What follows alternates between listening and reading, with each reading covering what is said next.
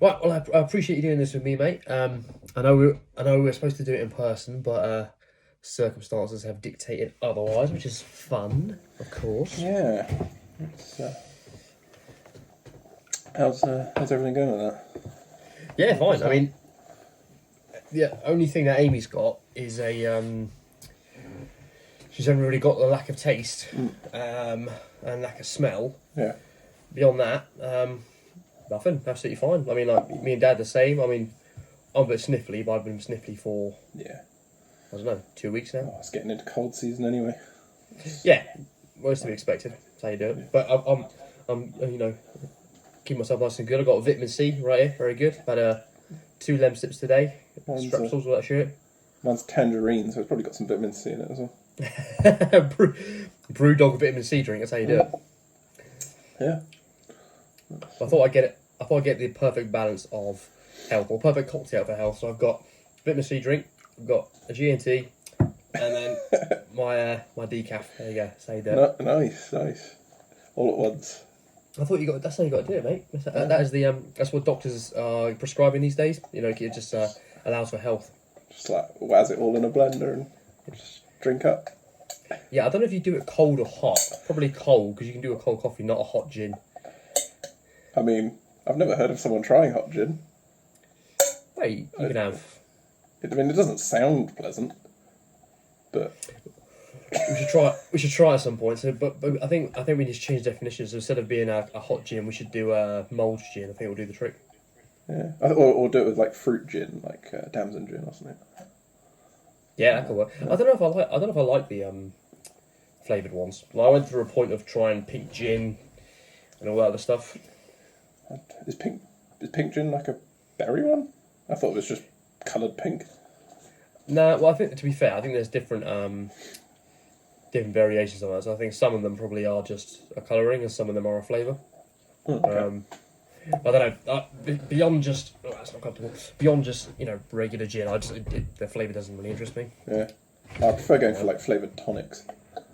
Yes. All right. What's a favourite tonic for you then, sir? Oh, I don't know. I'd like a sort of a classic elderflower's pretty good. Very good choice. I like that. I like that. And I much prefer gin with G&T with cucumber to lemon. Mm-hmm. That's, Yeah, I don't know what it is about that because cucumber's just like basically a green water stick, really, because it's just there's nothing else to it but water, really. a flavoursome green water stick. Yeah, there you go. Yeah. Well, it's not even flavour; it's flavourless, pretty much, because it just tastes like hydration. Tastes like hydration. I don't know if I'd call a cucumber flavourless. That's a bold statement. All right. To all of us out here, this is now a culinary experience. Henry, give us your rundown of the flavours of it. I don't know what I'd describe it as cucumbery. It's I can't. You sure that's not just the texture you're thinking of as opposed to the flavour? I would have described the texture more as watery than the Okay. flavour. Okay. It's like biting into a glass of ice cold tap water. Yeah, there you go. But water itself doesn't have a flavour. Water is just what it is. Maybe all water comes from cucumbers. Maybe. Or it comes from all celery, because that's another vegetable where you've got a distinct amount of water made up of it. Yeah. I don't know if I'd put cucumber in soup though. I would put celery in soup. It's a good question. Yeah, because celery you can cook, or you can have it hot. Cucumber you wouldn't do either of those.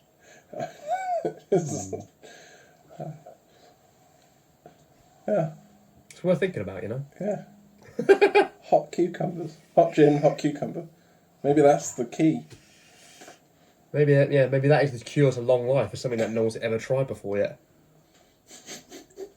Have you ever seen 2 Changes show on what was it, on Vice? I think The really expensive shit. Yeah. Have you ever seen the water one? I don't know if I've seen the water one. I've seen the one where he's like goes around and gets like ridiculously expensive cats. I haven't seen that one. That's good. Yeah, it was something like that. But Yeah. just like some Bengal kittens that cost like stupid amounts of money. I can't even remember. Oh God, what am I thinking? Yeah, what am I thinking of? It's going to be.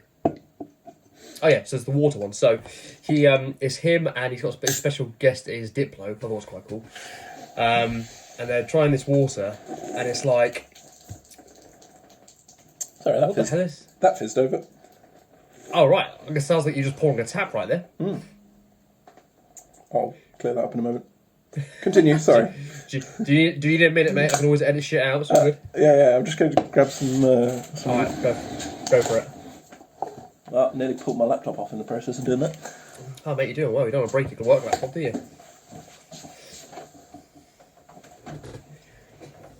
So while we're waiting for Henry, I don't know what he's done there, whether that's a pause or what. But while we're waiting for him, for those who haven't seen it, it's called Most Expensive as Shit with 2 Chainz. He has a lot of, well, it's a clue in the title, but he has some pretty special, pretty cool guest songs. There's like Hannibal Buress, Tommy Chong, Diplo, Poor connection. Tony Hawk, whatever. Oh, Henry's call was cut out. Wait till that come back.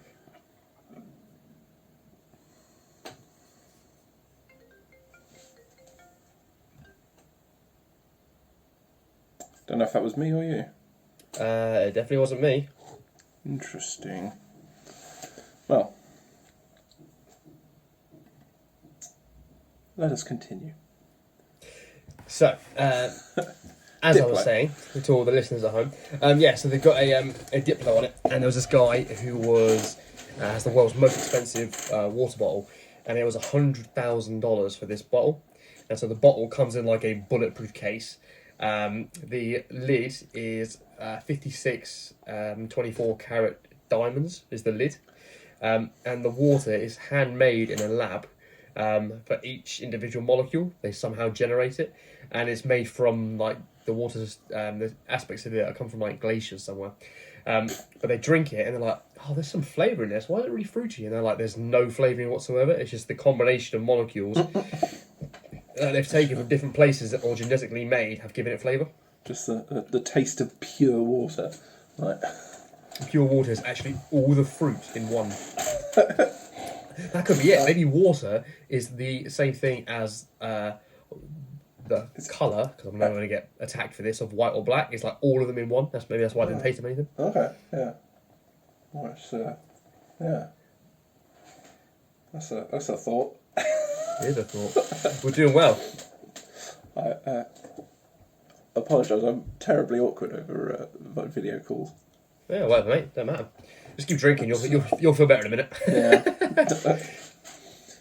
Yeah. Do you want me to wait while you drink like 4 or 5 of them? That's all good. It's all good. I'll tell you what. I'll open the next one now, so we don't have a disaster in a minute. Or if we do have a disaster, we can sort it out now.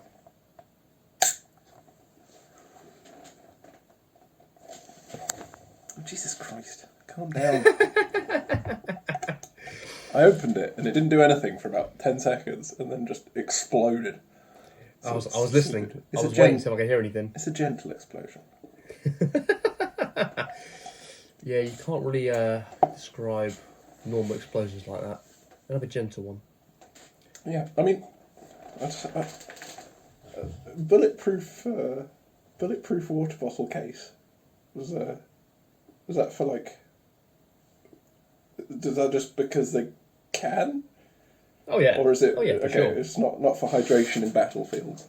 No, I mean that would be useful, but imagine how expensive that'd be. You'd be blowing the budget like every time you went out on it. Just even on exercise, they'd be like, oh, we damaged 2 of them, or not even damaged, just we used 2 of them. I was like, great, that's 200 grand. You're like, what? Could have bought a tank. Yeah, that to be fair, that actually would be pretty useful. Just like, look at this. Oh, you're hydrated forever. How's that going to help us? Watch, you're just running out with it, running by your head. You just get like, just bullets bouncing off the case. Diamonds shattering everywhere. Yeah. Well, okay, so you've got the case. So obviously it's a typical bulletproof briefcase. And then you've got the bottle inside it with the diamond cap on. So it's like, it's not lead line. What's the thing I'm looking for? What's the material that they have like inside of cases to protect it? Like you've got microphone stuff or whatever. Oh, styrofoam? Not styrofoam. I don't know. Polyethylene? Some form of foam. Whatever. Yeah, some sort of foam case or whatever. So you'd have that in it, and that so that's obviously Like protected. a sort of pelican case. Yes. I can't envision one I like can't that. believe But we've got to talk into case linings. Henry, it's free flowing, my friend. That's why you never need to prepare anything. It's absolutely free flowing. We I like it. today, okay, just so you know, we got a new bed, got a new table, put some more shit in because Dad's moved in. So we had to move out the old bed from up here, smash up the old table because that was the table we used last week. Yeah. That's basically, I turned it over and one of the legs was basically hanging on by like a screw. So I was like, oh shit. So we basically could have gone horrendously wrong one dinner time. It could have, or it could have been, horrendously badly during one of the podcasts because then it just was gone. I'll get all of your equipment just into a pile in the middle. Oh man, and because normally we're juggling. We've all at least got 2 drinks, so you know. You jest, but I tried to move my desk the other week, and it's on trestle tables, so I like shunted the trestles along, and then shunted the desk along a bit, and I went just a little bit too far, and one end went off one trestle, and I had this microphone. I had this MacBook. Yeah. I had this I don't know if you can see this monitor, and I'm just making a mess now. I like it. My camera. Yeah. My ridiculous keyboard and mouse. And a cup of tea that just went into all of it. That's how you do it. Like there was more tea in the pot than there was when I was trying to drink it, just because I spilled it. Yeah. Oh, Henry, why were you trying to move it? Oh, just shifting my room around. Fair enough. I did that. When did I do that? 2 days ago? Yeah, I did. It was Saturday. I don't know, just like a bit of a change. Yeah. Well, it's got to be done. I mean, I've because when I moved in here, there was so you haven't seen my bedroom. So I basically moved from my room to the bigger one, so I got a bit more space. Yeah. And so the desk is right by the bed, it's behind me here. So the desk was at the foot of the bed, and the bookcases were over here. Yeah. So I brought in my bookcase, put them there, and then was like, I'm sure I can get a bit of space out of all this. So I just turned it around, put it, so the desk is now here, and the bookcases are over there now. And I think it's taken up, I don't know, I feel like it is a better use of space, because I've got more space between the bed and the bookcase than I did between that and the desk. And the chair's not in the way anymore. I feel like it is. I'll have to see. But I think it's a better look anyway, because otherwise I've got, if I had this down there, I'd have my pillows and stuff in the background, which I don't think is particularly, professional. Whereas this, you just kind of see the edge of it. Well, my problem is plants. I can't stop buying plants. Like the giant cactuses and dragon trees and stuff. Thing. It's not a bad thing until you can't move for them. Right. Well, there is that. Yeah. It's more their room than mine. I'm just the caretaker. How many cacti do you have? You're the gardener of the house. Cacti, not like tons. Succulents in total, I have 3, 4, 5, 6, 7. I don't know, maybe like 12. Whoa. One of them's a mighty fucker. How big are we talking? I don't know, like yay tall, a bit bigger than my head. That's pretty big. Yeah. There we go, another one, 13. 13? Yeah. And peace lily, a dragon tree, some tradescantias, some spider plants. That's about it. So who's the gardener and the acquirer of said items? Is it you? Me. Yeah, I keep buying them. Okay. And my mum's the gardener in the garden. I'm the indoor gardener. Yeah, fair play. Yeah. Well, you got to have your own spaces, things you got to be responsible for. Yeah. Hey, that one didn't go over it. What have you been up to today, then, mate? Oh, just boring work shit. And, what was I doing today? I can't even remember it was that dull. That's right. You had this to look forward to, mate. Yeah. Do something a little bit different. You get to showcase off how well you open cans. That's an impressive skill, by the way. I mean, it is when you do it well. You do. Hey, for entertainment value, mate, you do it the best of anyone I know. Shake them first. That's the trick. Right, yeah. Oh, you do it on purpose. You've got to add value to these things, you know. There you go. There's something I did today. I began the journey of building my next woodworking project. Good. What have you got? What's your plan? I'm building a bedside table out of some cherry. So far, I've made a flat slab. Not very hard when you start out with a flat slab. So do you just pick it up and go? Well, I cut it into 3 and stuck them side by side. Oh, okay. So there we go. That's good. Yeah. That's good.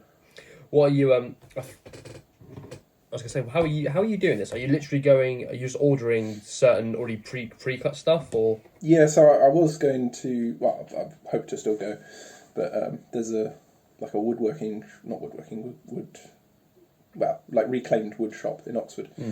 So I prefer to buy stuff from there because it's nice to like reuse old offcuts and stuff.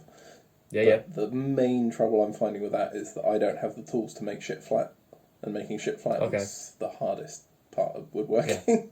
It's very easy to make something all over the place. Fair enough.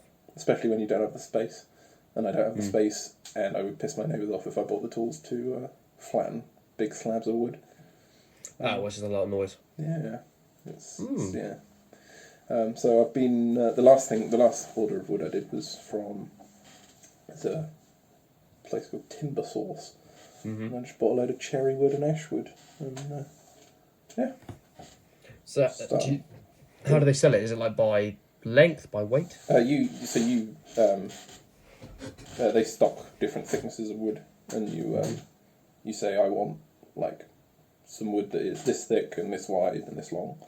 And if they stock it very close to that, like under that one of the thicknesses that they stock, then it will be cheaper for you to like get it because they can just put it through a planer and take 2 millimeters off or whatever, and then cut it down to size for you. And, yeah. Or if you order something really really thick, like I don't know, the thickness of a tree, then they have to stick it together out of multiple pieces. So that's an extra cost. Oh, interesting. Okay. Yeah. So, what the hell would you be making out of that? Something that thick? I don't know, but like something like, I don't know, a table leg. So something like, like, I don't know, like 90 mil thick or something. A lot of wood doesn't come that thick because they mill boards to like 60 mil thick or something. Okay. So, yeah, makes sense. Yeah. It's been an interesting world that I've got into over lockdown. I was saying, how long? When did you start doing it? I've always wanted to be able. I actually started before lockdown. Yeah. Because so my granddad was not a botanist, but I think what he called himself, or people called him, was a tree psychologist. Ooh. Yeah, and so he was he used to do stuff with like tropical rainforests and stuff like that, and I've just always sort of had a little bit of a thing for sort of building things and building things out of wood kind of sort of came naturally as a thing out of the family, and yeah, started by buying some random like offcuts of wood on eBay, realising I didn't have the tools to do anything proper with it, and buying more tools, and then realising I needed to buy more wood to do stuff with the tools I bought. Okay. And then vice versa, and it keeps flipping back and forth. So yeah, that's how that started. And now I'm just sort of searching for projects to do that aren't too complex. Because I don't know, I'm still amateur, but I'm getting better. Well, mate, I mean, you've been making stuff for years. I mean, I remember for my 20th or 21st, you gave me these 3D printed Pokemon characters. Oh, I'd forgotten that. Yeah, so I've got one around somewhere. You gave me Bulbasaur and Pikachu. Yeah, they're in a box around here somewhere. I've probably still got Charmander somewhere else. I had them in the bottom of my cupboard. That's a cool one to make. You can make Charmander. Oh, I was going to give you Charmander, his tail came off. Oh, fair enough. Yeah. Charizard would be quite cool. How's it work with 3D? Have you still got a 3D printer, or did you just have lent access it. at the time? Lent it to a friend at the moment, but Okay. still technically own one. We just sort of... Yeah, I got bored one day and bought one. It was the most annoying part about it was it came with like this annoying film wrap on it. It took me half a day to assemble it and half a day to just go around like taking like barcode labels off and they tear halfway. Man. It was that with about 100 bits of plastic. What? Why? Yeah, because it came flat packed from China. A flat pack 3D printer? Fucking hell. Mm. Okay, Most fair of enough. them come flat packed, unless you buy like a really expensive one. That's interesting. I wouldn't have thought. I guess it's just my ignorance. I wouldn't have thought I want to say it's machine, but there's a better word for it in my head. I wouldn't have thought something like that would come flat pack. I would have thought it would come like ready made. Like you don't get a flat pack printer or something. So the cheaper ones are made out of just like solid acrylic. So they just mill them on a CNC machine out of flat bits. And to make it cheaper, they don't go through the assembly cost. So they just ship it to you. What does CNC stand for? A CNC machine? Computer numerical control. Coordinates, basically. It's just a machine that takes coordinates. Yeah. Oh, I've been hearing it as C ampersand C. Oh, okay. That's what I've been hearing it. CNC, yeah. Got ya. Canuck. Yeah, got ya. Canuck. As opposed to Kanduka. Yeah. Kanduka, that's how you do it.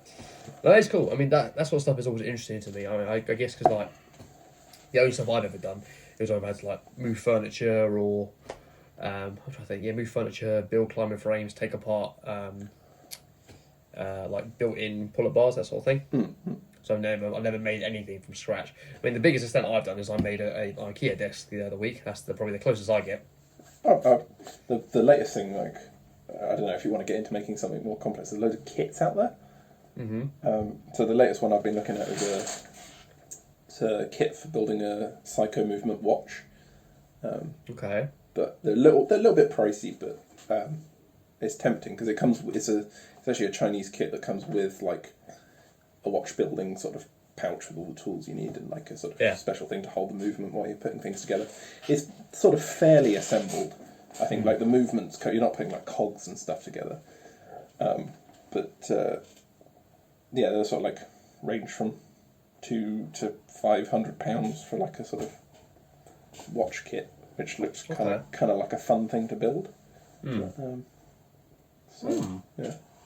So how do you describe it? A psycho something? Psycho. You know the brand SEIKO. Oh, this is psycho. Oh, okay, yeah. I think it's pronounced Psycho. Yeah, you could be right. I don't know. Yeah, I know the one though. Although I've just realised I didn't even make the connection between that and the other word, Psycho. That'd be a cool brand because I thought you meant like is it Dynamo where it all moves by magnetic force? Yeah, by Kinetic, your movement. Yeah. Yeah, I think the watch has got a different term, but yeah, it's something like that. Yeah. There's psycho movement ones and there's something else, but they're like the two main ones, I think. But so is that just the brand name, or is the psycho movement a particular way the watch works? Yeah, I think it's a style of movement. So like, it's not necessarily Psycho make their own watches as well. I think. But it's a type of movement that other companies use as well. I'm guessing from very brief interaction with having a look, but yeah. Oh, that's cool. That is interesting. I've been made from that. Because I've got a watch that is I bought off one of the guys I used to work with, and it's either a very convincing fake or he's an idiot because I bought it off him for like £20 and I looked it up online and the real one's like £1,300. but it's heavy as shit. But anyway, the back of it, if you look at the back, it's an open face. Well, I'm sorry, a clear face, and it's got whenever you move the watch or tilt it, different aspects of it swing. Oh, that's cool. It's like a pendulum in it. But if I don't wear it for like 2 days, it will just stop, and then I've got to wear it again, and just like shake my arm around. Oh, okay. And it'll recharge it, and then the more I wear it, the longer it goes for. But it will just stop. I went ages without wearing like a analog watch, and it was stopped at like what did it stop at? It stopped at like I put it on again in March, and it stopped at like November the 4th. Some of the weird shit you find with watches. I really like this watch, but it has the weirdest feature that anyone's ever put in a watch ever. Like a guarantee, which is it smells of vanilla. What? They scented the watch strap with vanilla. Okay, interesting. It's not unpleasant, but I wouldn't have done it. Did they do it as an intentional selling point, or did it just happen to be like that? I'd have to look it up. I don't recall seeing anything saying makes you waft of vanilla. Vanilla watch, yeah. That'd be nice if it was like a what were those old what were those little sweets we had? That'd be a little bottle about this big, and it'd have a plastic sphere in it, and you'd shake it, and you'd turn it around, and it'd get different flavours on it. It wasn't like a brain liquor or something, but something like that. Brain liquors were the ones that was just a cylinder of fluid that had a ball on. You just lick. Yeah, that's what I'm thinking of. Yeah. And it was just like sour, sugary water. Yeah, so the amount of shit we used to eat, fucking hell. Brain liquors, fruit wine gums. No, fruit winders. Winders, yeah. I love winders. And they had the cartoon on it underneath. Yeah. Yeah. Yeah, winders was good. Time out bars. Time out. They were kind of like a flake, but better than a flake. I think the only thing I know from that is a 12, because I think a 12's better than a flake. Mm-hmm. Because it's the same thing, but you've got solid chocolate on the outside. Or, isn't there a thing, there was like a flake dipped at one point, which was the same as a 12. It was the same thing. It was just the same as a 12. Yeah. Yeah, flake was monstrous at one point in time. It was just that was the chocolate to get. Yeah. I don't know if I prefer sweets or chocolate. I flip-flop between the two over the years. I'm going to say chocolate has the edge just because there's more flavour to it, whereas sweets, it doesn't matter what sweet you get, it's just sugar. True. It's just diabetes. Whereas chocolate, you're like, oh, that's a good bar of chocolate. You get actually some cocoa flavour, you know? Yeah. Oh, I need to stop you just for a second. I'm going to dash to the bathroom if that's alright. You're doing well. Your bladder's having a bit of challenge there, mate. I like it. Go on. Drunk too much beer. Apologies. That's all good, mate. Don't worry about it. That was trippy because I was looking at your screen and all I saw was this bookcase move by itself. I was like, has he got a bookcase for a door? And it's just a big mirror you got on the back of the door. No, it's a secret doorway. I absolutely love a secret doorway. Maybe I should do that. You know what? I could do that. I could put my bookcase on wheels. Yeah. And then attach it to the door and put a door handle on the bookcase instead and have the whole thing swing out. Or instead of a door handle, you've got a book by itself, so you've got the spine, which you can make wherever it is, and then just have a space next to it, cut a groove in the book, and the book itself is the door handle. That could be cool. Oh, you're giving me ideas. I've got an entire folder on my phone of secret bookcases and secret rooms. It is so awesome. It's so awesome, and a lot of them look really easy to do as well. Yeah. I mean, that's something I properly My dream is to build my own house, and the sort of main feature that I want. Actually, there's two main features I want. One is a really nice kitchen island with everything in, and another is a wall, but one of those ones with ladders, the entire wall is a bookcase, and just movable ladders. Definitely. And just properly, nicely organised. Yeah. I used to have a family friend as a kid who they had they bought this really old house at an auction and just did it up over the years. And that house had 4 or 5 floors. I don't know a room that didn't have a bookcase. That's cool. There must have been at least 3,000 to 5,000 books in that house. Wow. It was heaven anytime we went there. Actually, I'll probably quickly grab one of my favourite book from that house. Yeah. Try to count how many books I've got.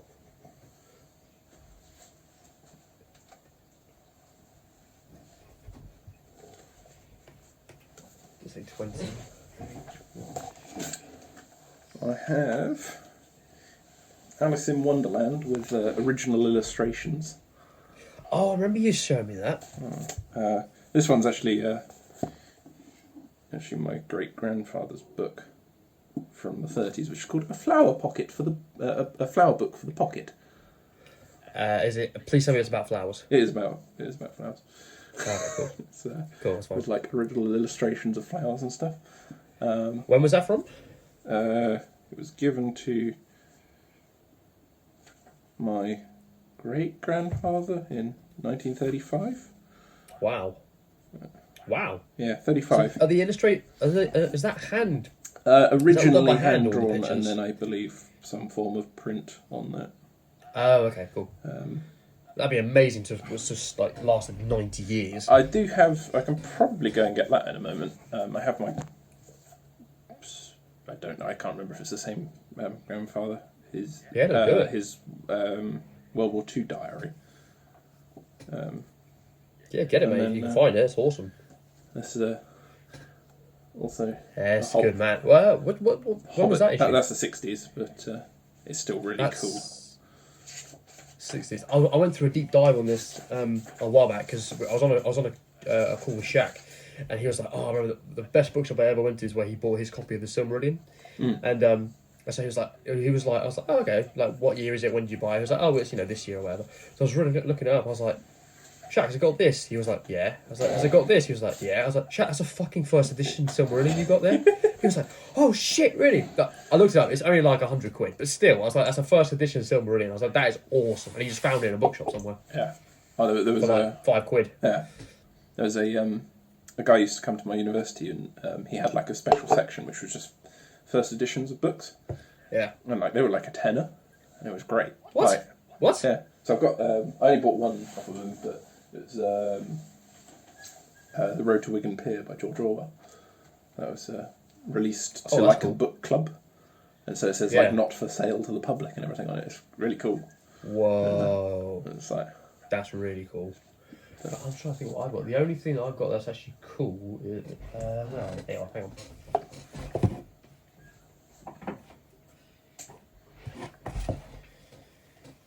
Yeah, I haven't got anything that's original. I did have my mum's copy of Lord of the Rings. Yeah. But she took that, so that was so old it was actually falling apart. Like all the pages were coming out and everything. That's very, very old. I don't know what that date. The only thing I've got that's old, because all of this is pretty new, is my family tree. Oh, cool. So that goes all the way up to... So it goes all the way back. It starts at... So yeah, I've got that, and I've got a family crest right there as well. Quite cool. Okay. But it goes up to... Where does it start?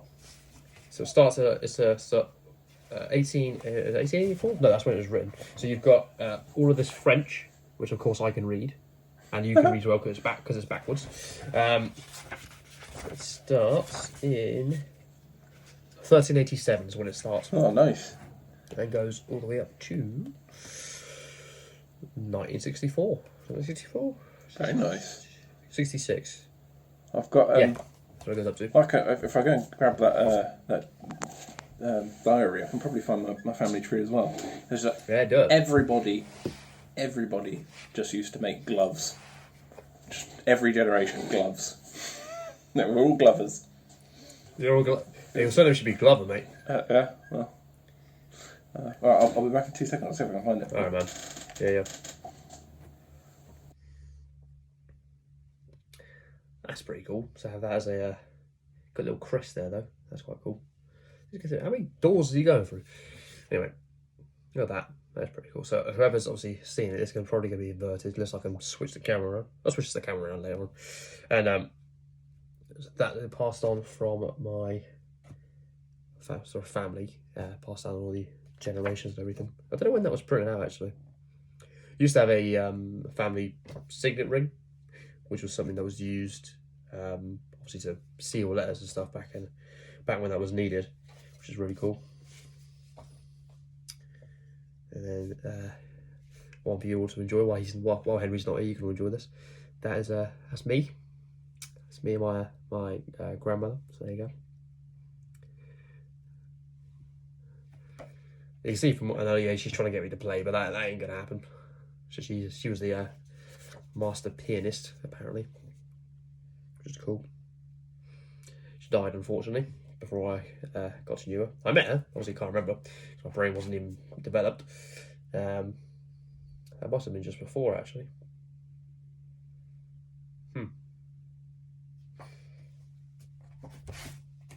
It's a cool little book to have like a little family tree thing going on. See to find how they got all this information and like details is beyond me. Like, how would you be able to go back to 1387, all the way back to all this sort of stuff? But to be fair, that I can kind of see why there's missing out a few bits, because you go 1387, the next entry is 1425, so that sounds about right, because you're not going to have concrete reliability. That's the first 2 pages, and that goes from 1387, 1425, 1516, 1510. So that's like we're now at the Machiavelli, Borgia's kind of a era. Oh, hello, Henry. I've just been giving the audience a bit of a story about what's going on. Very nice. Yeah. I was just saying that how can they know the validity of all this? And actually, there's quite a few gaps there, which makes sense. So you've got you start at 1387, and the next entry is 1425, and then you jump 90 years to 1516. So I'm guessing going on, the gaps between each dates get shorter and shorter, because your obviously the reliability of records is improving. So there's from 1900 onwards, it's just like every year there's multiple entries, which makes sense. Yeah.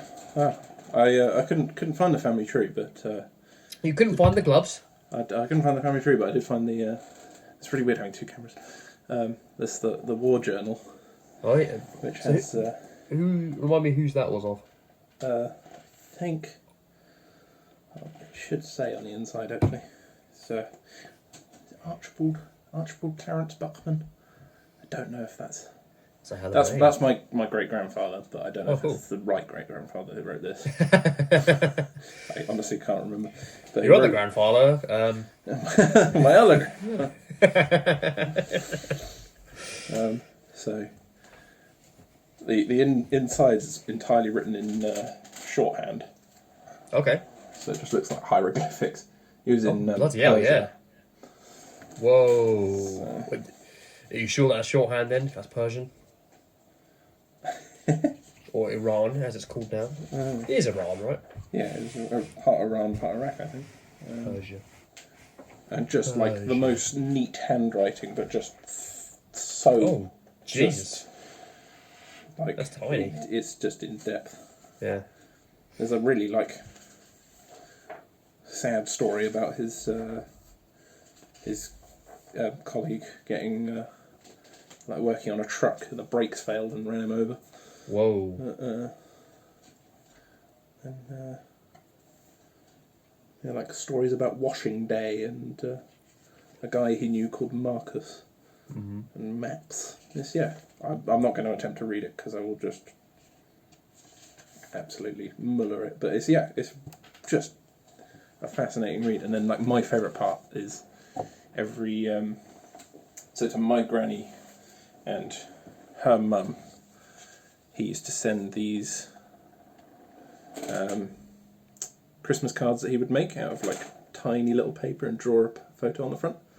What? He drew that? Yeah. So whoa. And then he would staple a little thing inside and send it, because it had to be as light as possible. Yeah. Sending you and Julie Xmas greetings.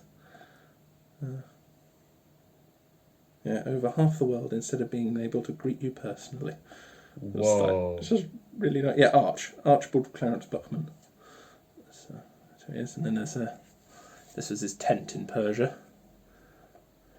I'll put it on there as well. 1942. This is the mosque. Mm-hmm. Yeah, it's just That's like that's a talented incredibly, man, incredibly like beautifully hand drawn things. It's just I just don't have the ability to draw anything like that. You and me both, mate. I have the artistic talent of a duck. I don't know. I've met some pretty artistic ducks. Artistic or autistic? I didn't ask. You couldn't tell. But yeah, it's an interesting little piece of sort of history. It's my mum was tempted to give it to the Imperial War Museum. Probably to be honest, it would probably actually have more value there. Someone would read it and actually glean something from it. Whereas it's me, I'm just kind of in awe of it. Well, it's your family heritage, so arguably you're going to get more value from yourself because it's obviously a relative of yours. Yeah, I suppose so. But I don't know. I feel quite sort of honoured to have it, in the archives somewhere. That is cool. The only relative of mine who is worth talking about over the last few hundred years was one of the gentlemen who helped to write the Swiss Constitution. That's cool. Which is very cool. So it was him. I think it was him and 3 other people who originally drafted it, and they, obviously collaborated to have Switzerland the way it is, the way it has been since then, to be a neutral partisan in the world. Neat. Which is very cool.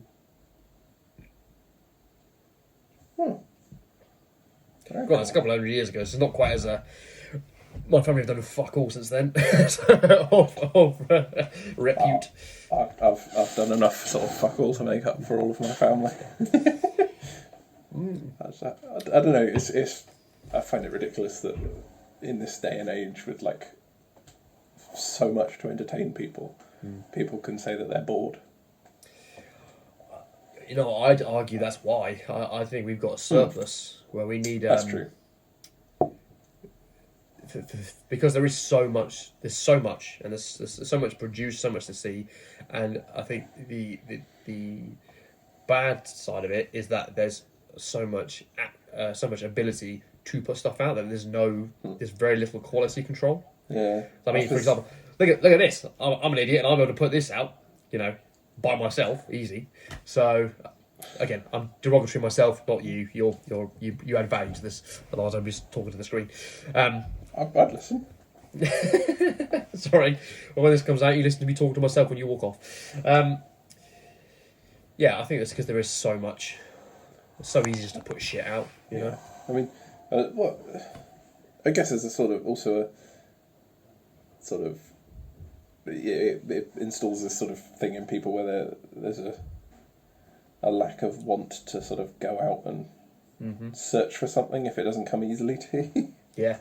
Oh, big time. That's the thing. We need which is why I'm fascinated and a big admirer of you because of the things that you build. I mean, the things that you give me every year for my birthday are really cool. But I mean, you made those who don't know, Henry made a bloody oven. He made a pizza oven in his garden by himself.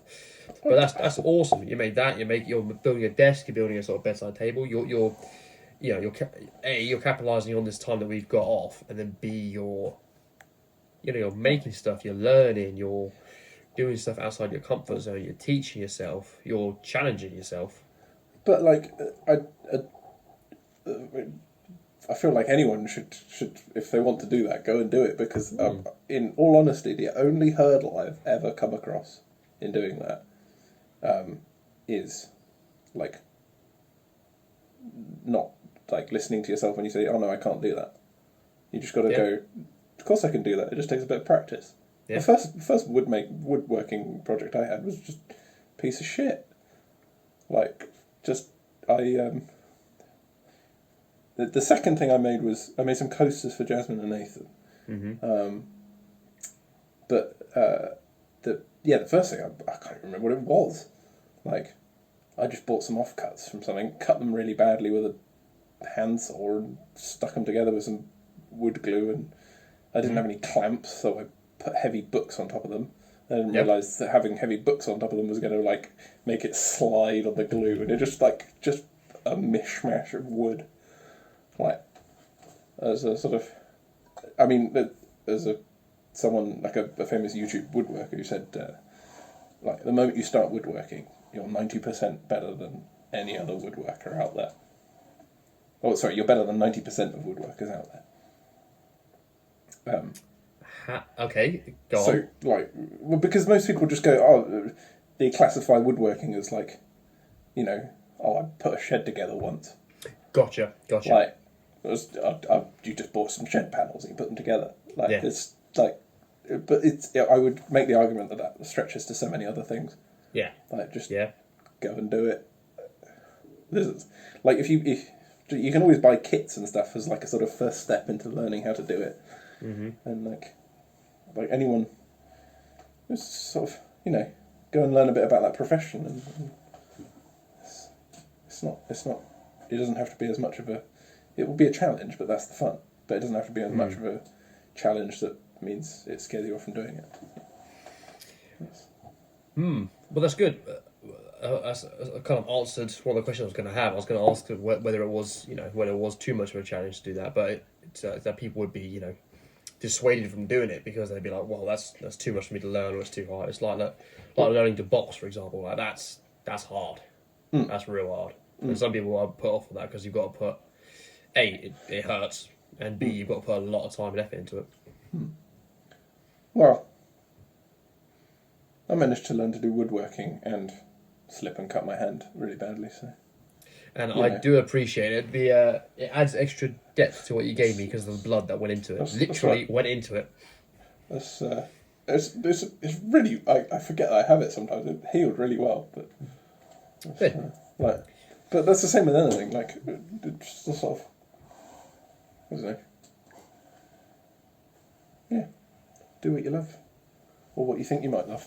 I think that's the thing. I think people are probably scared to do it, or I don't know. I think you know, myself, and obviously you as well. We are fortunate to know people who've taken this opportunity to actually do things they wouldn't have otherwise done, or do things that are different. Like, I mean, we've got 2 or 3 acquaintances of ours who started growing vegetables in their garden. We've got another one who we don't see very often, but she started her own jewellery business, which is pretty cool. So I think it's cool, the fact that, you know, as a whole, people aren't really doing that much, but I think the people that we know have taken this opportunity to do that, which is awesome. That's really cool.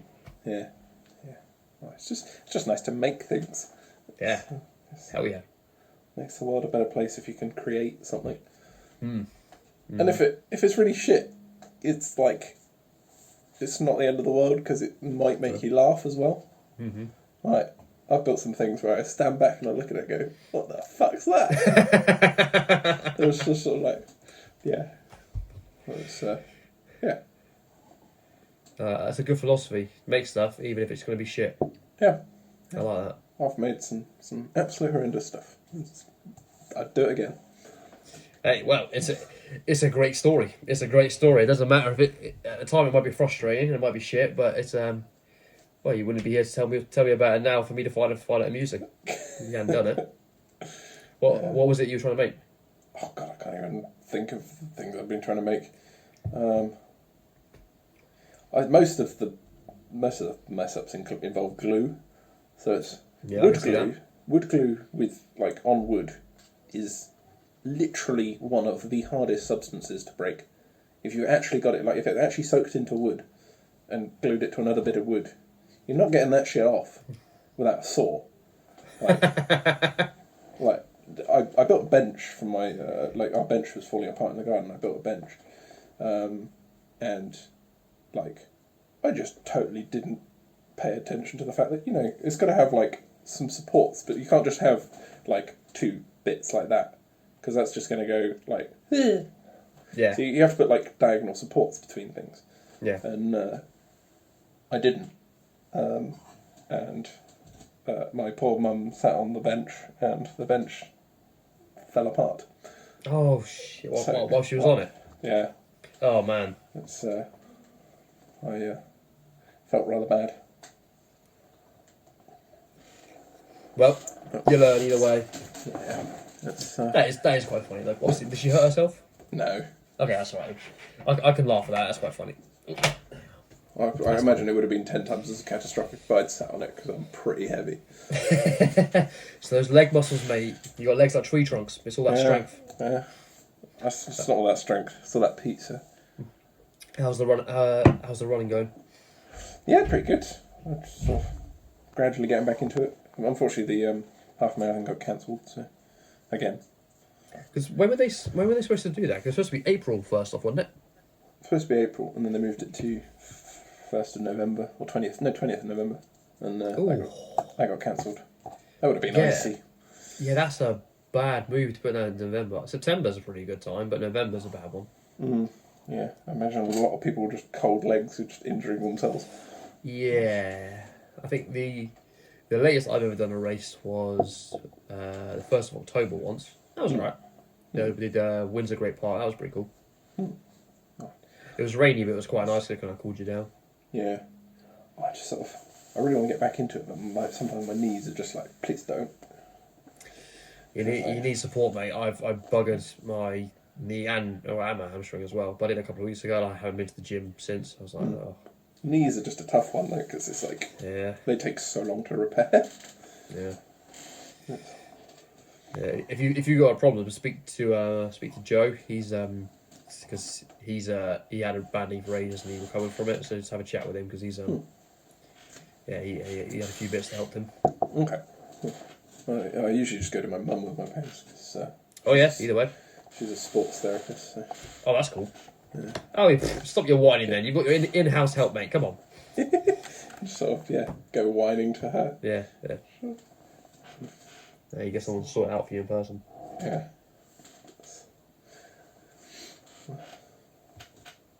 I want to get back into more cycling because, I don't know, that's a pretty good way not to mess up your knees and still get some good exercise. Oh hell yeah, yeah. Although the last time I got my bike serviced, the person who serviced my bike for some reason oiled my handlebar grips. So my handlebar grips go woo. Yeah. Off. Yeah. I don't know why. Like. So they took the grips off, oiled the bar, and put the grips back on. Fuck knows what they did. They did a really good job on the rest of the bike as well, which is what I found hilarious. But I've just got oiled handlebar grips. So. Strange way to do it. I like it. Strange way to do it though. Yeah. Yeah, I need to I think I need to get a new inner tube because mine is it keeps deflating. So when I'm not using it, will go down. Yeah, I had to get a new tyre on mine because I had the inner tube kept going down and I kept replacing it. And it turned out there was like something sharp that I just couldn't find in the tyre, not on the inside. So, yeah. Yeah, I was good at cycling for a while. I used to go everywhere on it, and then I think it's when I got a car, I was like, nah, I don't need a bike anymore. My bike's a bit pants because I bought a sort of cheap sort of steel steed from Halfords at university because my bike got nicked.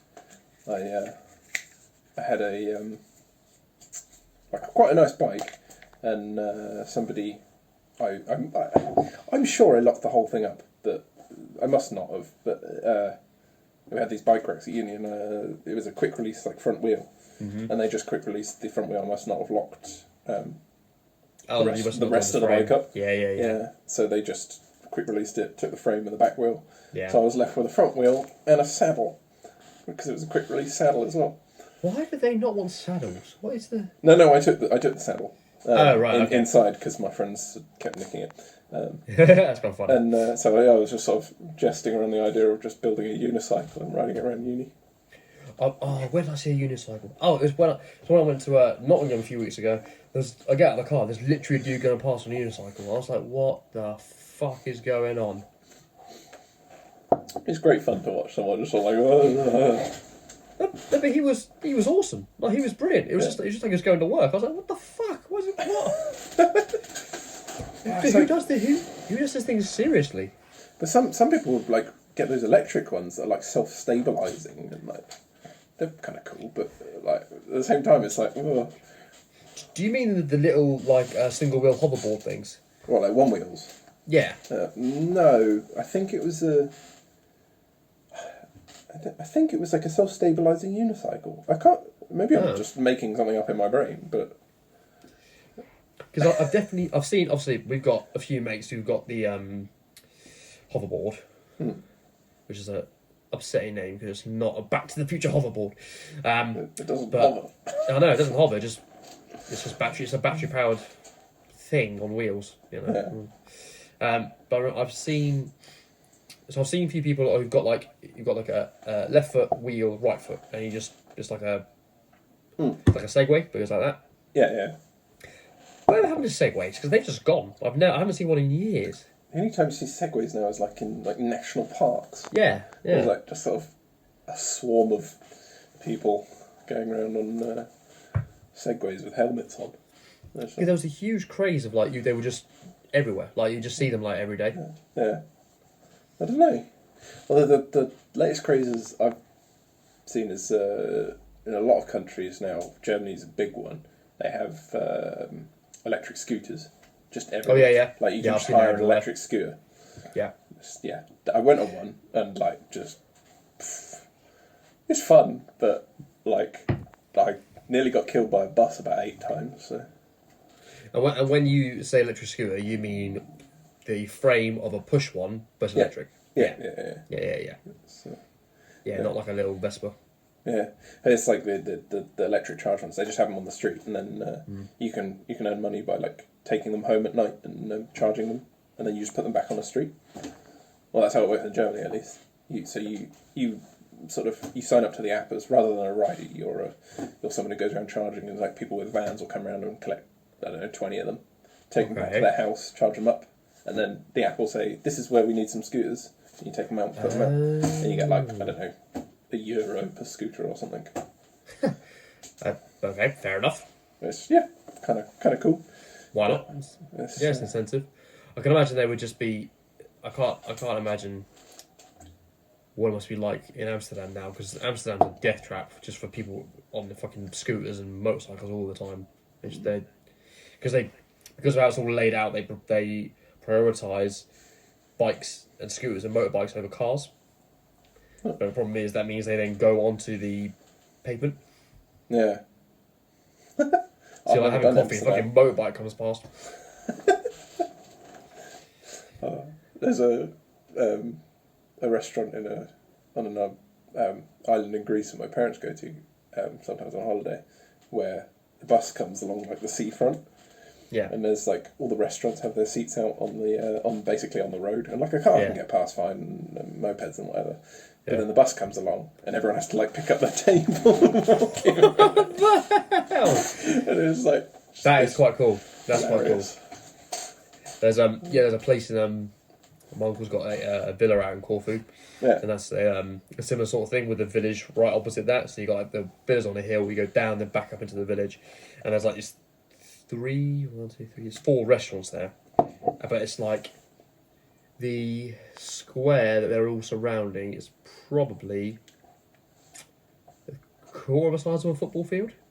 Jeez. And it's like people trying to like get past, and like there'll be like tractors going through there, and you're like, what the fuck? Tractor? They haven't done buses yet, but they've done a tractor. You're like, what? But they do it. No one cares. We're just like, yeah. But like you'll go like right past, like you'll like skim people's chairs where they just sat there, and you're like, whoa, shit, this is not going well. Reminds me of a time when I must have been like, I don't know, 4 or 5. We were on the motorway services going somewhere. We stopped to have a picnic, and we saw this like big H on the ground, and like my parents were like jokingly like, "Oh, H for Henry," and we had our picnic on there, and suddenly over the horizon this helicopter just came. Yeah. And he was just like hovering there looking at us, and we just had to each pick up a corner of the blanket and run. And run off. And then the helicopter pilot came over and apologised for ruining our picnic. That's quite cool. It was just like... How could you sit on that and be like, so this is dumb. How could you sit on that and be like, yeah, this is fine. You're not going to use this. Like... How was Germany anyway? I will answer that question when I come back from the bathroom, I'm afraid. Alright, have fun. Drunk so much beer. Alright, mate, we'll see you in a bit. So, welcome back. I just realised I've been like pausing and unpausing my video, so it might be incredibly annoying to edit. That's all right, mate. Also, I can sort. If you send it over to me, I can sort it out. Don't worry about it. Okay. Cool. To answer your question, Germany was very lovely. It was, yeah. Oh, hold up. Saw a. You alright? Yeah, you're frozen on your face. It's a very good-looking face, but it's just kind of frozen. Doesn't matter. Carry on. As long as I can hear you, then go on. I can leave and join again. There we go. Sorted. Nah, sorted. It's all Okay, good. cool. Right. Yeah, it was lovely. I saw a friend I haven't seen in must be 9 years. So yeah, it's old exchange friend. I think. Yeah. Must have been from the exchange after the one you did. Well, I'm trying to think because a few of them did it more than once. I'm sure. Not on the German side. They were only allowed to do it once because it was so popular. Oh, okay. Yeah, because we yeah, you just do it as whoever was doing German, we did as many times as they wanted, really. Yeah. It was up to 5 times, but like unfortunately Miss Anderson left, so I didn't do German then. A-level, A2. Oh, fair enough. Yeah. But it's, I can't imagine there was a can't imagine there was anyone left, really. It was me, Dan, Emma, and Bissell. How the hell you four got anything done is beyond me. Most of the time we just sort of we were team Henry and Team Hughes. Oh yes, of course, yeah. It was yeah, that's a nice even split. Yeah, it was an interesting class. So. The Henrys and the Hugheses, I like it. Yeah, it was just it's so nice to get out of the country though. I feel slightly like sort of current climate. I was like, do I go? But I'm so glad I did. How'd you get there? Fly. Okay, what was that like? The Lufthansa flight out was like pretty decent. They didn't have anyone in middle seats, and the current way they're doing it with like the airport regulations is that they will disembark people 5 rows at a time. So you're not like it's actually I hope they keep it afterwards because the sort of the standard thing where everybody stands up at the end of a flight. Oh yes, a nightmare. Yeah, and it's just people fighting for their luggage. You don't get off any quicker. Yeah, it's just really nice because you don't have that. You just do 5 rows and people go, oh, there's my bag. Yeah, I'm off. It's just like, just nice. Then you probably get off quicker. So yeah, like for sure. If there's more organisation, yeah, so that's a good way to do it. Yeah, it was. It was like a weird stark contrast to February, which was the last time I went on a plane, and just no one wearing a mask, except like I don't know, like concerned English teenagers. It's like my flight to Thailand was just dead, so it was like no real reason to wear a mask. There was barely anyone on it, and my flight home was just full of coughing English people. I was like literally just coughing English people, and Jackie Chan, who I sat next to. Oh yeah, of course, yeah. Very nice man, Jackie. Yeah, glad you got to meet him. Yeah, he was. He keeps inviting me to his house. Mate, go. That's a hell of a story. Go to Jackie Chan's house. Yeah, but he told me about the time he met real Jackie Chan in Malaysia. Why do you say that? Why do you say that? Everyone Everyone would have thought it was Jackie Jackie Chan. Chan you met. Yeah, yeah. What? Well, it was Jackie Chan. Ruined the bit, mate. You ruined the bit. Yeah, Jackie Chan flying economy. Yeah.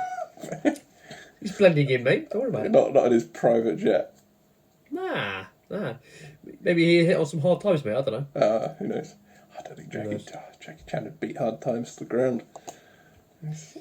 Yeah, I bloody hope not. That guy's a world-wide... He's a global treasure, that one. But, yeah, he kept stealing peanuts from me from the bathroom. The bathroom. And any time he went to the bathroom, he would go like round the plane and just like find some peanuts and steal them from me. Yeah. What, is it loose ones or an actual like bag? Like a bag of peanuts. Yeah. Oh yeah, no, he was. I was going to say he was at a film festival in Kuching, at which Jackie Chan actually came to, and he met Jackie Chan's agent. And he did meet Jackie Chan like very briefly, but he went for lunch with Jackie Chan's agent, and people kept coming up to him and be like, Jackie, sign my thing, and he was like, yeah, sure, and his agent was just like, he's not Jackie Chan. You can't do that. He's like, what? I am. What's your problem? Hey, you're my agent. You should know. Oh, that's funny. I like that. Yeah, I miss the world of travel. Well, you were doing well, mate. You were a proper jet setter for a while. Yeah, just sort of, I don't know, trying to see the world, but I don't know. Feels irresponsible at the moment, but I really miss it. So I don't really know what the sort of general consensus on people have on travel is. I guess everyone sort of has a different view, really, but. I think if people look out for, they disregard what other people are doing, just forget about that. If you look at, okay, this is what I need to do to make myself happy, to myself healthy, and then just forget about the rest, and then, that's all you got to do. Problem is, people want everyone to be doing what they're doing, so, Yeah. or they want no one to be doing what they're doing, so. Yeah. Or they're Donald Trump. There's no space for nuance. Yeah. It's a strange world. I don't know. It's just sort of. It is. That's why I like the. Go on. I was just saying. I feel like if you can do what you want to do and keep other people safe at the same time, then do it. Yeah, of course. I mean, I've got an uncle who is terrified of leaving the house because he's had, he has some really severe operations. Like the fact that he's still alive is like a statistically against his favour. Because of that operation, there was like a 20% chance of survival, and he made it. So he's really worried. So he hasn't left the house since March. So it's not a good it's not a fun existence as much as it normally would have been for him, for example. But just because he's like that doesn't mean everyone else should be, because he's got to stay at home. Yeah. Because not everyone is in the same position. So it's just got to be a case of, you go out with your own risk. Yeah, that's all. That's it, really. Just got to give people space. Yeah, give people space Yeah. if they want space. Yeah, and there's a possibility to do it, and forget the vaccine, all that bullshit. As long as you're healthy, as long as you're not eating loads of shit all the time, if you're getting decent exercise, so if you can go for walks every day, if you're getting as much fresh air as you can do, if you're minimising your stress, then you'll be fine. You just gotta. If you get it, you'll get it, and it will hurt you for a couple of days, and then you'll just carry on with your life. Yeah. I definitely picked running at the right time. Actually get some good cardio in before. Give me have better health if it does happen. But Yeah, well, I mean, mate, as a testament to my household here, Amy's positive. Me and Dad probably are as well, and we feel absolutely fine. So you know. Yeah. So. Yeah. Well, hopefully it's all over by Christmas. Yeah, hopefully. Or it'll just people will just get fed up, like even more so than they are now. You know. Yeah, I think I just people. I think the main problem is people have had just a long period of nothing and they just miss human contact. So it's yeah, it's a powerful thing. Yeah, but I think we've made the most of it doing our weekly quizzes. That was good fun. Yeah, we should do another one of those. It was quite a nice lockdown tradition every Sunday to have our own little quiz that one of us sets. I miss that. What? I'll actually propose that again because I've got fuck all else to do for the next 2 weeks. Yeah. All right, I'll be up for another one. I'll do that after this.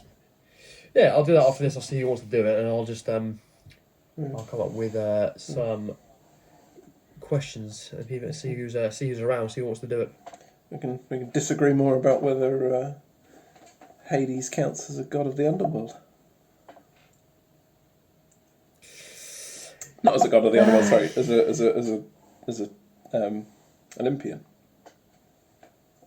He is an Olympian. He's arguably Hades should actually be the how we would count as eldest because he's the first born.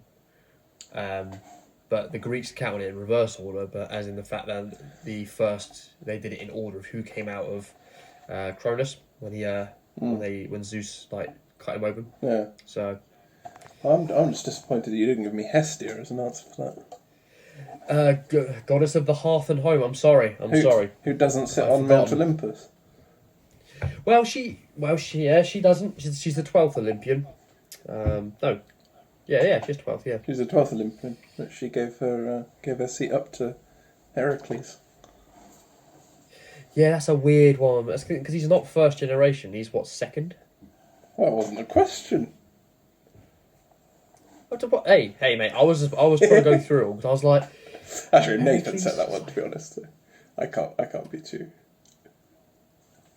Yeah, I was just trying to go through it. The thing is, I tried to be too clever for myself. They were like, "What is the name of the biggest mountain in Greece?" And I was like, "Oh, it's not going to be Olympus. That's too obvious. So it's going to be Othrys." And they were like, "No, it's Olympus." I was like, "Oh, bollocks!" I was trying to be too smart.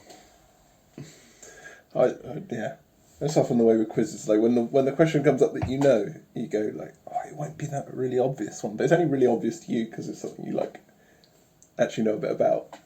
And it's always the one that's obvious. Yeah. Well.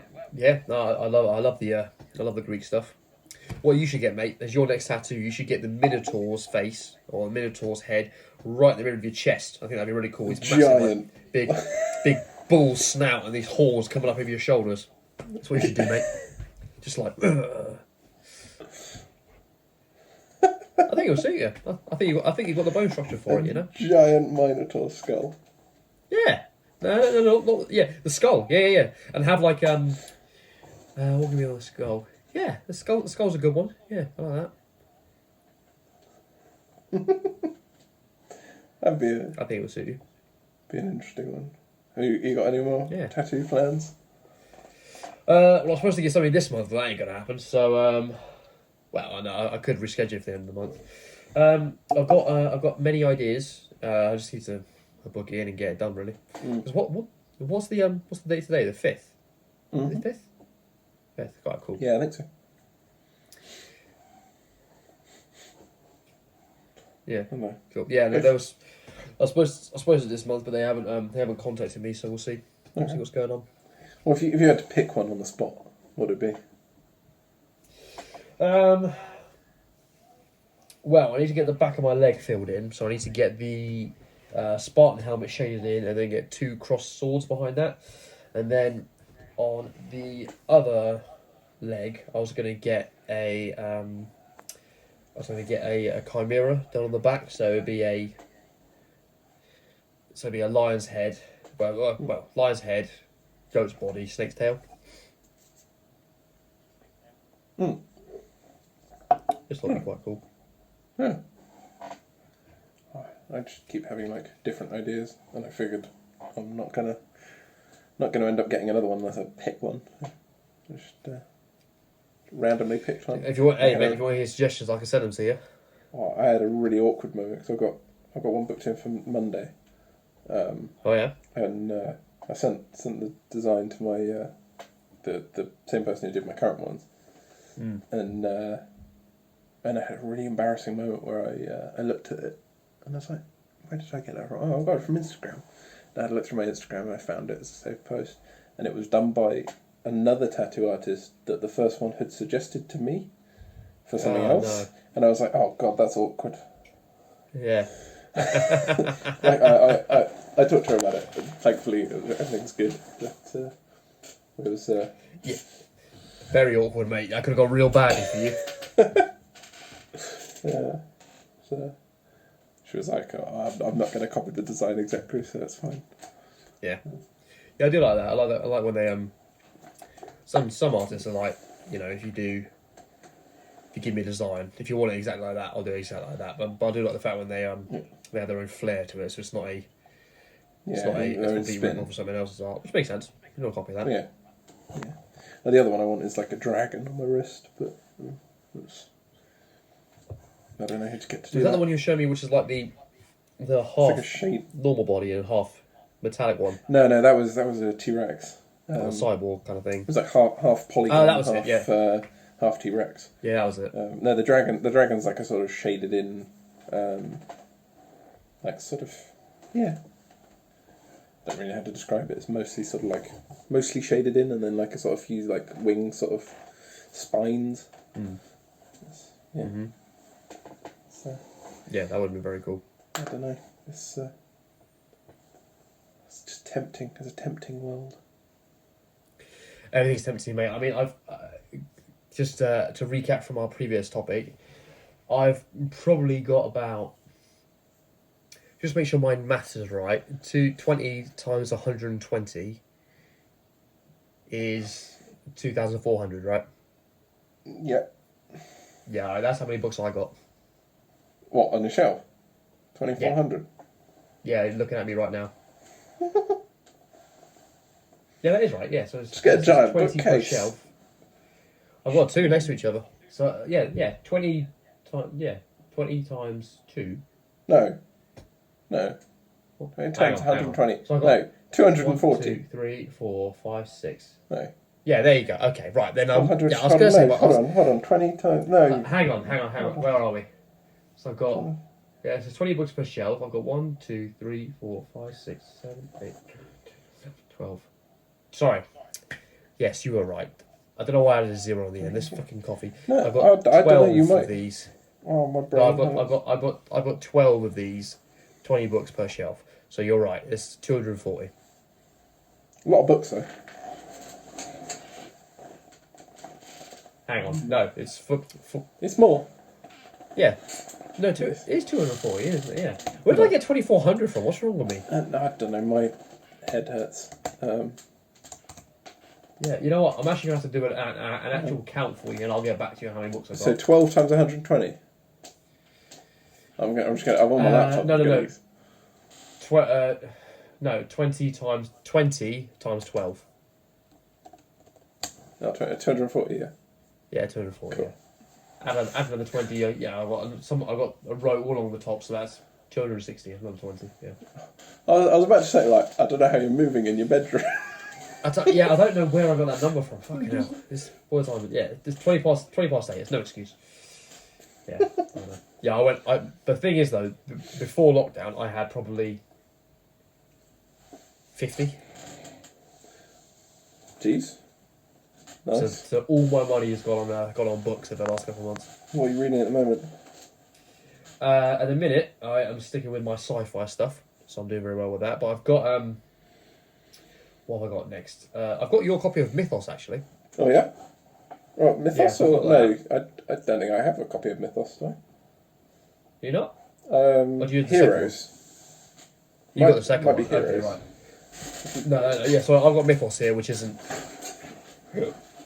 the first one of that series. Oh, you cut out for a second. Mate, can you hear me? Yeah. Cool. Yeah, so I've got that one. You got Heroes, have you? Yeah, somewhere. Alright, yeah. It's pretty good. So I'm probably going to read that because I got about half the way through and I had to stop for some reason or whatever. It's very good for like sort of, I don't know, I feel like sort of picking up a sort of a Greek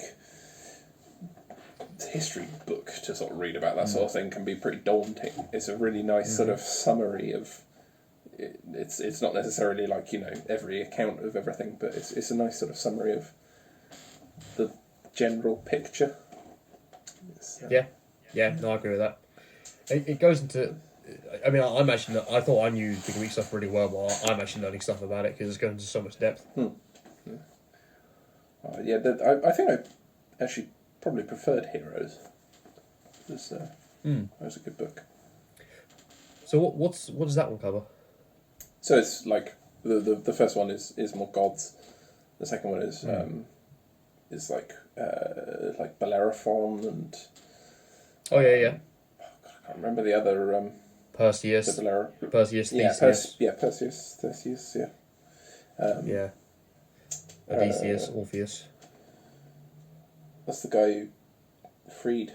Oh my god! All of the names have gone from my head. Tell me what happened. What's his name? I can tell you who it is. Guy nailed to a mountain. Prometheus. Yeah, Prometheus. Yeah. When I guess it's Heracles who frees him from a mountain, isn't it? I don't know if they. Or no. Sorry, it's Perseus. It's Perseus. Does he free him? I thought he tricked him. Because Heracles goes to the Garden of the Hesperides to annoy. He has to get something from Atlas. Yeah. He has to get gold apples. Yeah. But For Atlas's daughters. Atlas tricks him into holding the planet. Yeah. And then he. What? He's like, oh, just hold on a second. I just need to give it back for a second. Yeah, because he tricks him back. Because actually, do you know that that's inaccurate? I haven't really read past that sort of idea of it.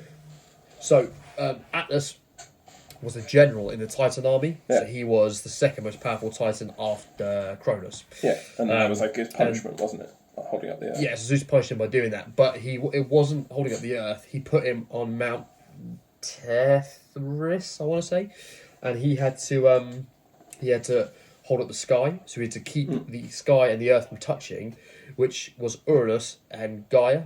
So you couldn't have, because if they touched, they then create more Titans or more giants or whichever particular brood that Gaia was on about. So Atlas basically kept them apart so that Zeus could have no more enemies created. Yeah. So it's actually the Atlas statue is actually wrong because it should be holding up the universe, holding up the galaxy, so it keeps the sky away. Yeah.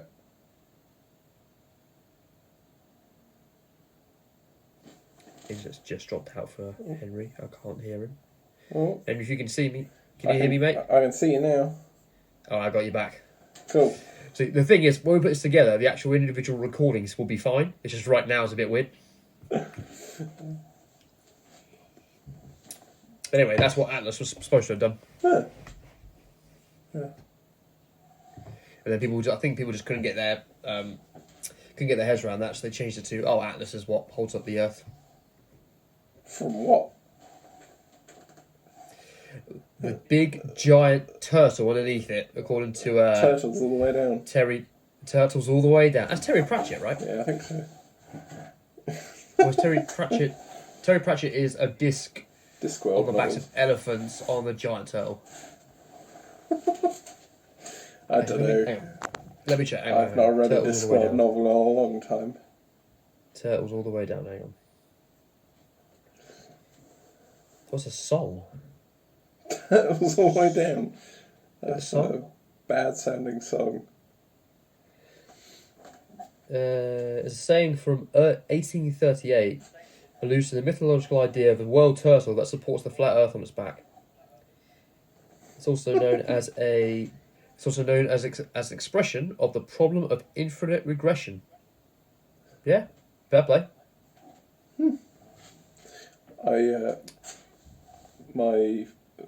My favourite flat Earth theory is, well, not a theory. Sorry, it was a YouTube video about like someone basically just fighting the point of a flat world, and Yeah. it was sort of, it was a video on the beach of the moon and the sun and the sky at the same time. It's like, if the world's flat, if the world's round, it's like, how can they be in the sky at the same time? Which A is just a stupid point, so that should stop there. But anyway, Yeah. it was. So we're told that the sun is like 90 million miles away from us, and like the moon is, I don't know how far the moon is away from us, but so realistically they're probably both within around 1,000 miles of us. Oh my god. It's just like oh, I'm a crisp. Well, that's because how many millions of things is how far? Hang on, let's do this so I can actually know. Because I don't even know the answer to some of this stuff. How far away is the sun? So the moon is 384,000 miles away. The sun is 90 million miles. Ish. It's 150. 150. Oh, sorry, 150 million kilometers. So yeah, you're right. Yeah. How far is the sun in miles? Well, it got a bit 92 colder. point. So it's 93. Yeah. Yeah, there you go. Yeah, I think you just get beyond a certain number. I think it just in anything. It's your just brain like, it's cannot big. comprehend it. Yeah, it's far away. Fuck it. It's heavy. Whatever. Yeah. Oh, there's a great Eddie it's like, Izzard does not sketch. compute. Great Eddie Izzard sketch about that. It's like, there's beyond about like, it's like a sketch about murderers. It's like, beyond like 20 people, your brain can't comprehend it. It's just sort of like, well done. Well done, you. Yeah. Yeah. You killed 20 million people. You must get up very early. Yeah, I did hear that. Yeah. It's such a good point though, because like you hear like this man killed like 3 people. You're like, oh shit, killed 3 people. And you're like, this man killed like 4,000. You're like, all right. Okay. It's just, yeah, it's a strange thing. I wonder what it is. I wonder if it could be categorised as Dunbar's number or something that was a different, maybe a continuation of that. Maybe it's a name different phenomenon is known as maybe. Yeah. I can't remember what the number is. It just reminded me that there's a name for a number which is so large that you can't even write a representation of it because there aren't enough atoms in the universe. I'll find out. I think it's called George's number, but I can't remember. And that might just be me making up a name. But hang on.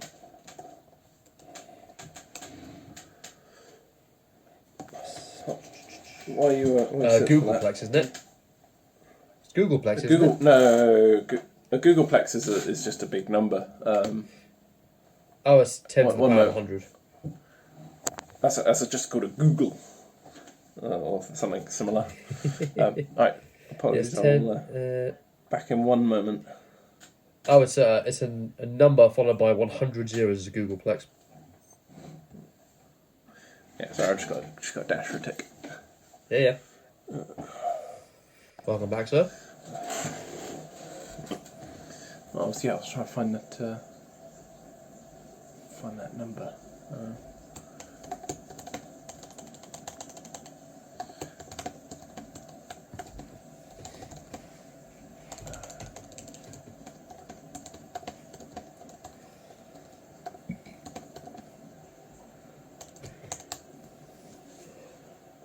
Graham's number. That's what it's called. Okay. Not George's number.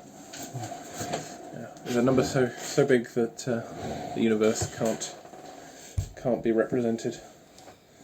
It can't be represented in the universe. Sorry. So it's okay. So it's just a theoretical principle in the fact that because. So do they mean that you can't write it down, or there cannot be something that is measured to that amount? There isn't enough matter in the universe with which to represent it. So you can't write it down, is what he means. Yeah. Got you. Yeah. Well, I mean that just makes sense because if you look at infinity, but surely you just call that infinity. Oh no, because because it is a conceptual number. It hasn't reached. It is a specific number. A point. It would just be impossible. Yeah.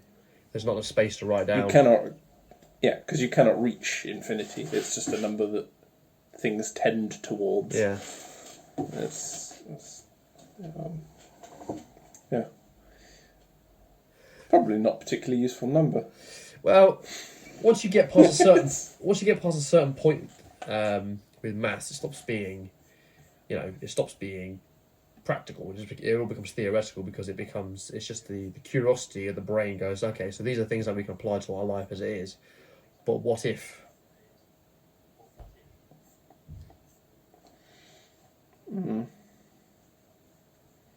Yeah, what if's an interesting question. Yeah, because you get to, it's like infinity. Like, I can kind of understand infinity infinitely big. I cannot understand infinitely small.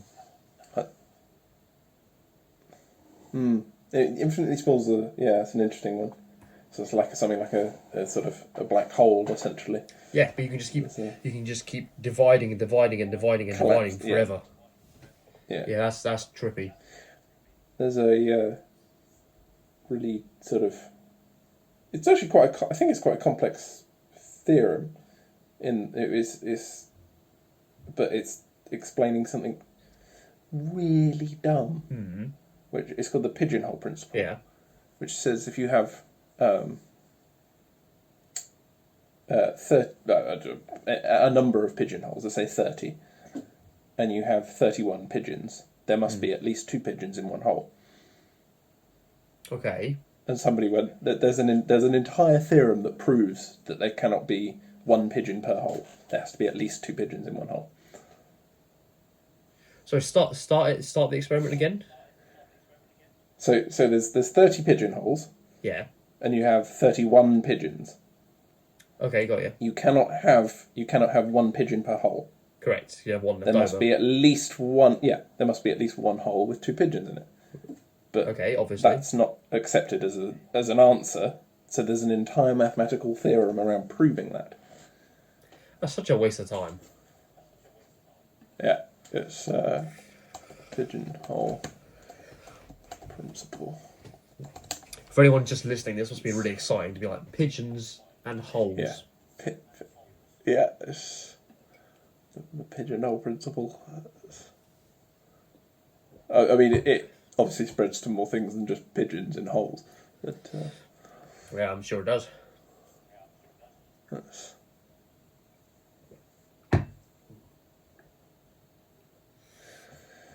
Madness, true madness. You know what? I think that's a good topic to end on. Pigeons and holes, mate. You know.